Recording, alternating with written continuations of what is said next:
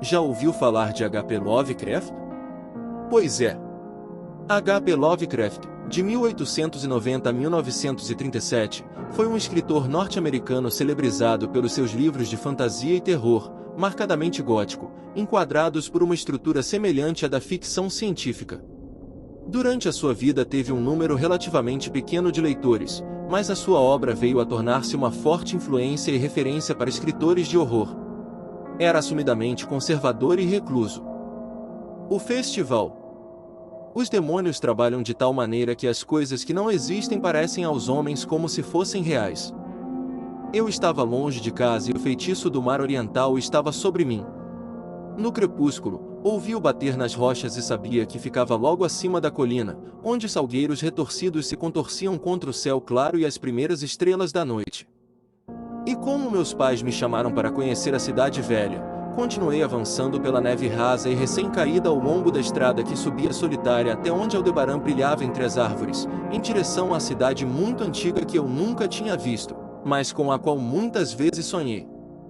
Foi o Natal, que os homens chamam de Natal, embora saibam em seus corações que é mais antigo que Belém e Babilônia, mais antigo que Mênfis e a humanidade. Era Natal e eu finalmente chegara à antiga cidade marítima onde meu povo morava e celebrava festivais nos tempos antigos, quando os festivais eram proibidos, onde também ordenaram a seus filhos que celebrassem o festival uma vez a cada século, para que a memória dos segredos primordiais não fosse esquecida. Os meus eram um povo idoso, e já eram idosos mesmo quando esta terra foi colonizada, 300 anos antes. E eles eram estranhos, porque tinham vindo como pessoas sombrias e furtivas dos opiáceos jardins de orquídeas do sul, e falavam outra língua antes de aprenderem a língua dos pescadores de olhos azuis. E agora eles estavam espalhados e compartilhavam apenas os rituais de mistérios que nenhum ser vivo poderia compreender. Fui o único que voltou naquela noite para a antiga cidade de pescadores, como pedia a lenda, pois apenas os pobres e os solitários se lembram. Então, além do topo da colina, vi Kingsport espalhada geladamente no crepúsculo, a nevada Kingsport com seus antigos cataventos e campanários, cumes e chaminés, cais e pequenas pontes, salgueiros e cemitérios, labirintos intermináveis de ruas íngremes, estreitas e tortuosas, e vertiginosos picos centrais coroados por igrejas que o tempo não ousou tocar, labirintos incessantes de casas coloniais empilhadas e espalhadas em todos os ângulos e níveis como blocos desordenados de uma criança. A antiguidade pairando em asas cinzentas sobre frontões esbranquiçados pelo inverno e telhados de madeira, fanliques e pequenas janelas brilhando uma a uma no frio crepúsculo para se juntarem a Órion e as estrelas arcaicas. E contra os cais apodrecidos o mar batia, o mar secreto e imemorial de onde o povo havia saído nos tempos antigos. Ao lado da estrada, no seu cume, erguia-se um cume ainda mais alto, desolado e varrido pelo vento, e vi que era um cemitério onde lápides negras se cravavam macabramente na neve como as unhas deterioradas de um cadáver gigantesco. A estrada sem impressão era muito solitária, e às vezes eu pensava ter ouvido um rangido distante e horrível, como o de uma forca ao vento. Eles haviam enforcado 4 parentes meus por bruxaria em 1692, mas eu não sabia exatamente onde. À medida que a estrada descia em encosta em direção ao mar, procurei ouvir os sons alegres de uma aldeia à noite, mas não os ouvi. Então pensei na época e senti que aquele velho puritano poderia muito bem ter costumes natalinos estranhos para mim e cheios de orações silenciosas ao lado da lareira.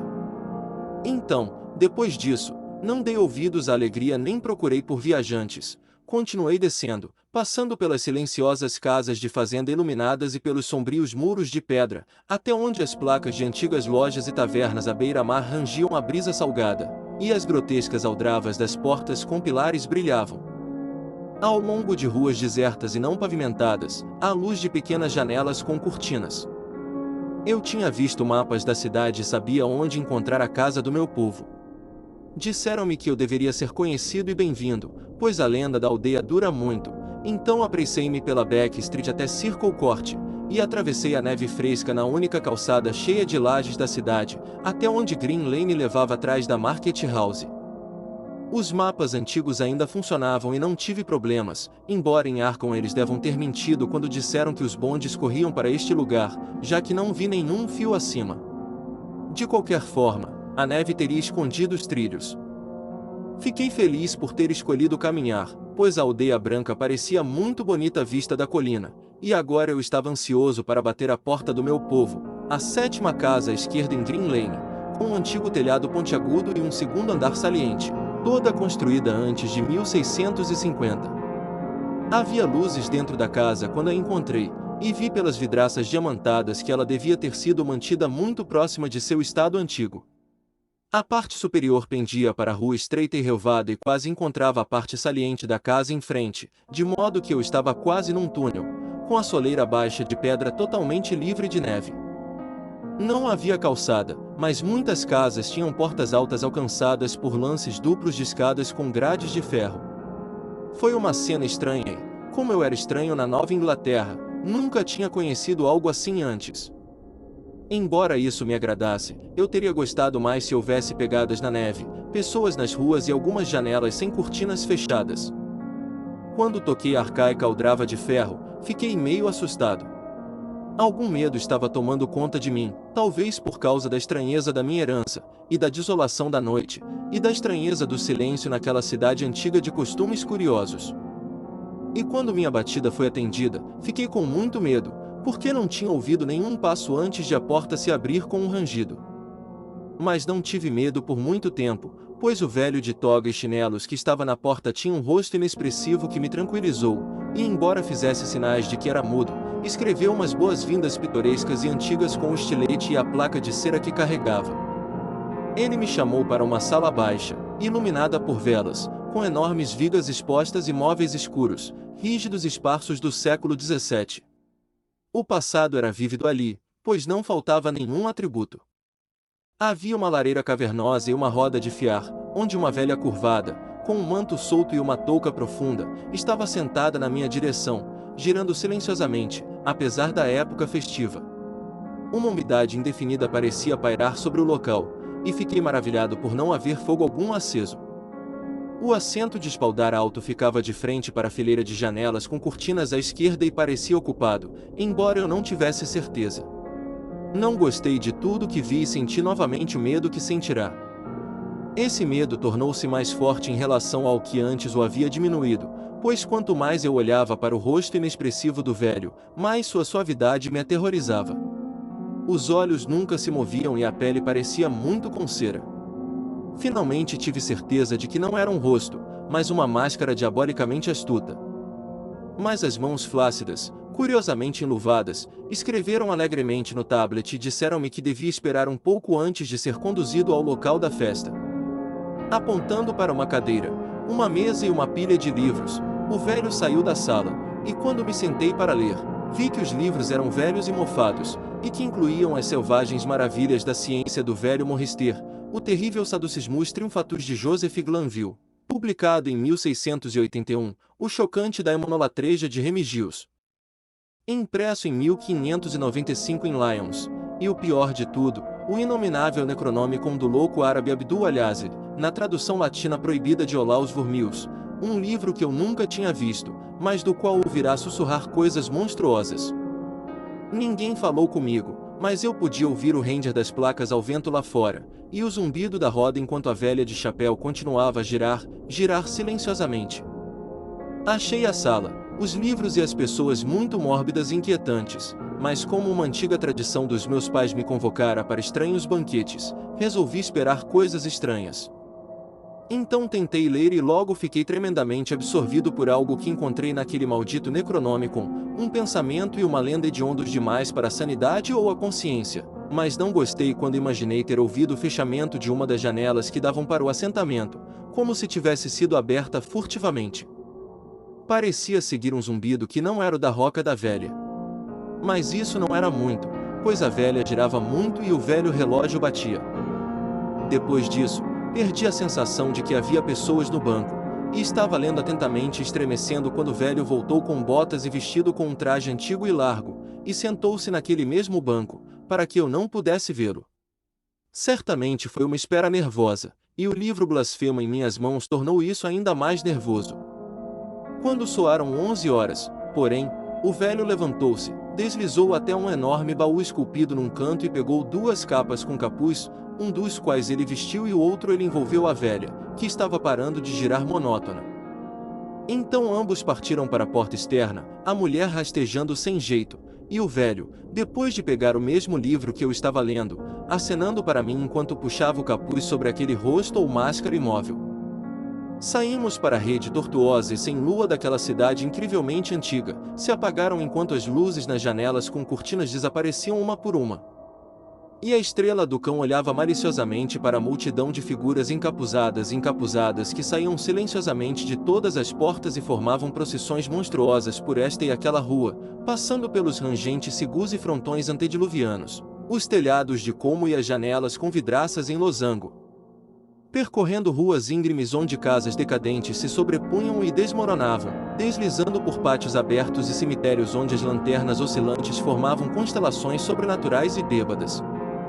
Em meio a essas multidões silenciosas, segui meus dias mudos, empurrado por cotovelos que pareciam sobrenaturalmente macios e pressionado por peitos e estômagos que pareciam anormalmente carnudos, mas nunca vendo um rosto e nunca ouvindo uma palavra.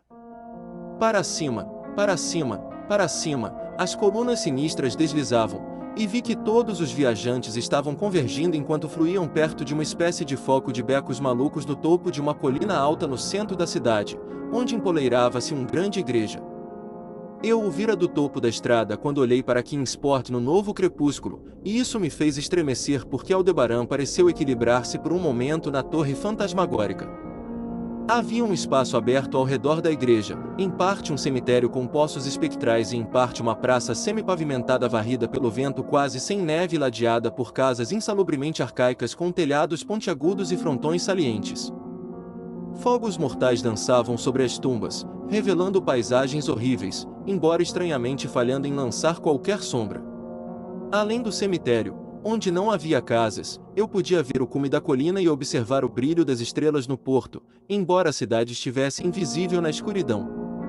Só de vez em quando uma lanterna balançava horrivelmente pelas vielas sinuosas a caminho de ultrapassar a multidão que agora entrava silenciosamente na igreja. Esperei até que a multidão entrasse pela porta escura e até que todos os retardatários me seguissem. O velho puxava minha manga, mas eu estava determinado a ser o último. Cruzando a soleira do templo fervilhante de escuridão desconhecida, virei-me uma vez para olhar o mundo exterior enquanto a fosforescência do cemitério lançava um brilho doentio na calçada do topo da colina. E ao fazer isso estremeci. Pois embora o vento não tivesse deixado muita neve, restavam algumas manchas no caminho perto da porta, e naquele olhar fugaz para trás, pareceu aos meus olhos perturbados que não havia nenhuma marca de pés passando, nem mesmo os meus. A igreja estava mal iluminada por todas as lanternas que nela haviam entrado, pois a maior parte da multidão já havia desaparecido. Eles haviam subido o corredor entre os bancos altos até o alçapão das abóbadas que se abria repugnantemente diante do púlpito, e agora se contorciam silenciosamente para dentro. A cauda daquela fila sinuosa de manifestantes noturnos parecia muito horrível, e quando os vi se contorcendo para dentro de uma tumba venerável, eles pareciam ainda mais horríveis. Então notei que o chão do túmulo tinha uma abertura por onde a multidão deslizava, e num momento estávamos todos descendo uma sinistra escadaria de pedra toscamente talhada, uma estreita escada em espiral, úmida e com um cheiro peculiar, que descia interminavelmente pelas entranhas da colina.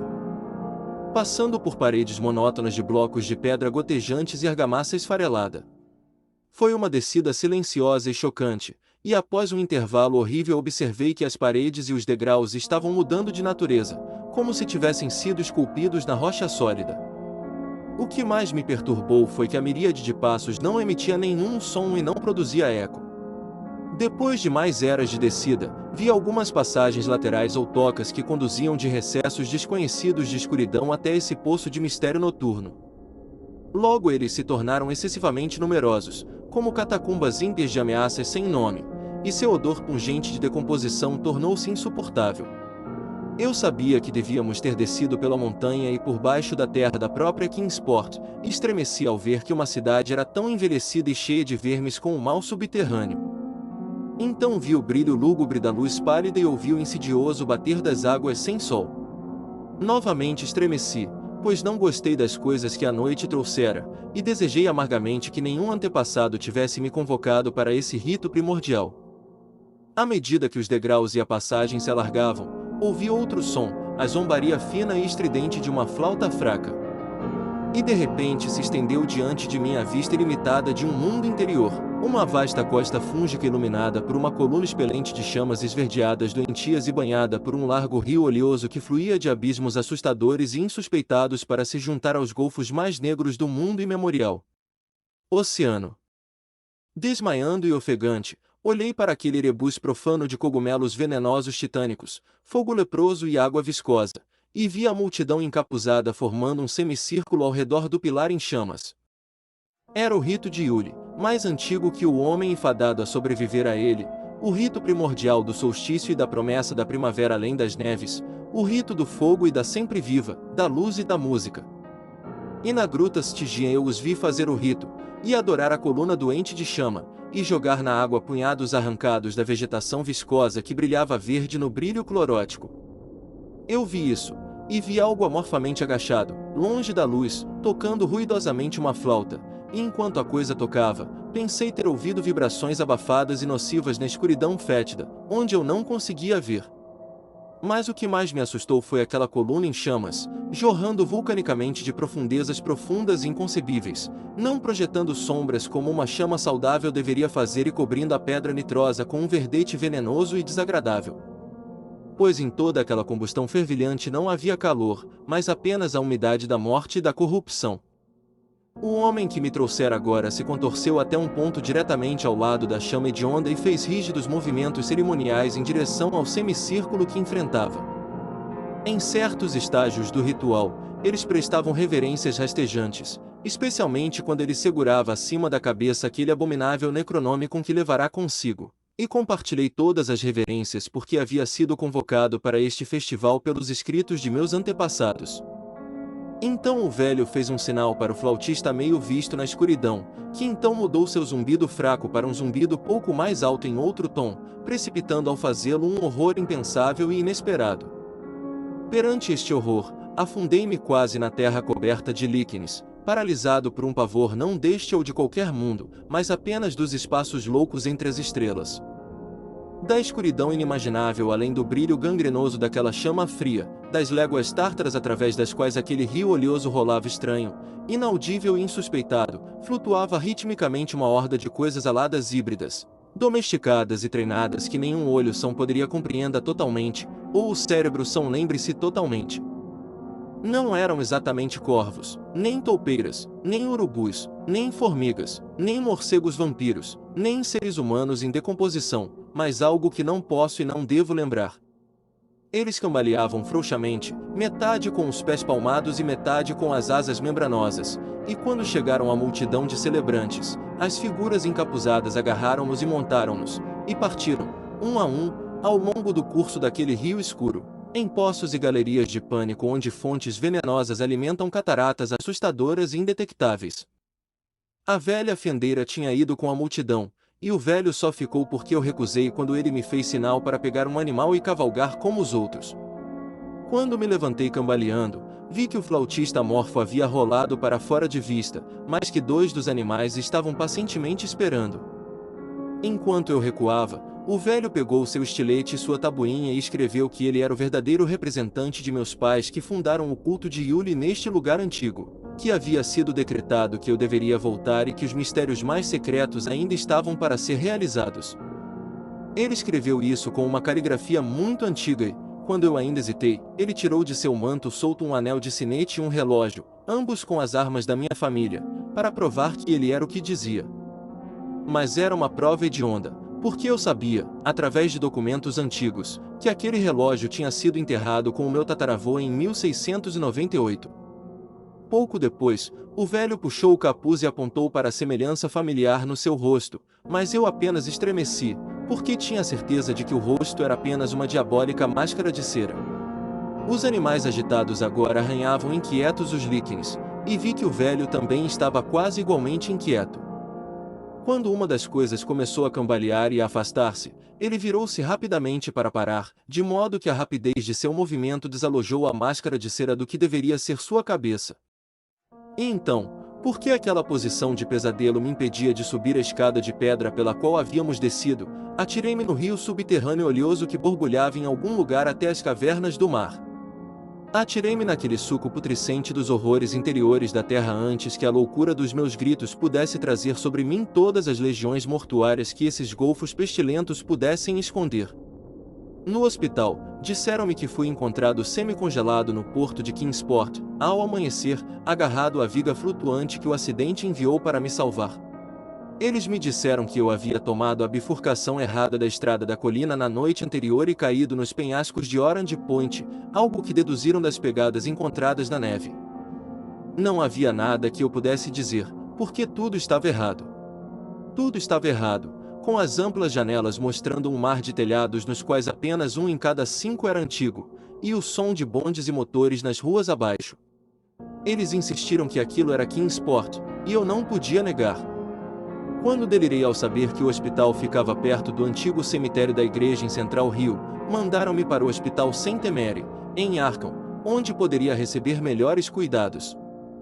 Gostei de lá, pois os médicos eram de mente aberta, e até me emprestaram sua influência na obtenção da cópia cuidadosamente protegida do censurável Necronomicon de Al-Azred, na biblioteca da Universidade Miskatonic. Eles disseram algo sobre uma psicose e concordaram que era melhor eu tirar qualquer obsessão perturbadora da minha mente. Então li aquele capítulo hediondo e estremeci duplamente porque na verdade não era novidade para mim.